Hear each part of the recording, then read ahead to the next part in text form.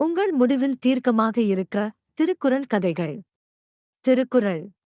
தோட்டனைத் தூறும் மணற்கேணி மாந்தர்க்கு. கற்றனைத் தூறும் அறிவு.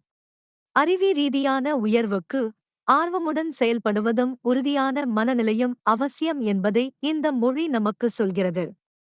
அறிவி ரீதியான உயர்வுக்கு ஆர்வமுடன் செயல்படுவதும் உறுதியான மனநிலையும் அவசியம் என்பதை இந்த மொழி நமக்கு சொல்கிறது.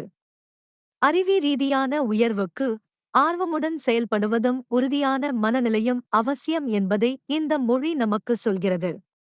ஒரு கிராமத்தில் அருண் என்று பெயர் கொண்ட சிறந்த அறிவாளி வாழ்ந்தான். ஆனால் அவரது ஒரே குறை சிறு இடையூறுகளால் வீழ்ந்து விடக்கூடிய மன அழுத்தம்.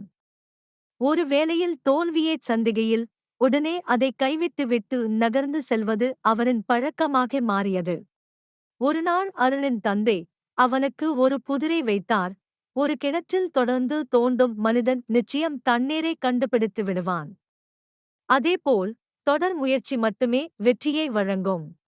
சிந்தியை மாற்றியிருக்கும் இந்த கௌரவமான வார்த்தைகள் அருணின் வாழ்க்கை திருப்புமையாக மாறின. உறுதிமனதோடு செயல்பட்டு வெற்றியை அடைந்தார். நாம் பகிர்ந்து கொள்ளும் மாற்றுத்திறனான கதை ஒவ்வொரு இன்ஸ்பிரேஷனுக்கும் வழிகாட்டியாக இருக்கும். நம்பிக்கையும் முயற்சியும் நம்மை வெற்றிக்கு கொண்டு செல்லும்.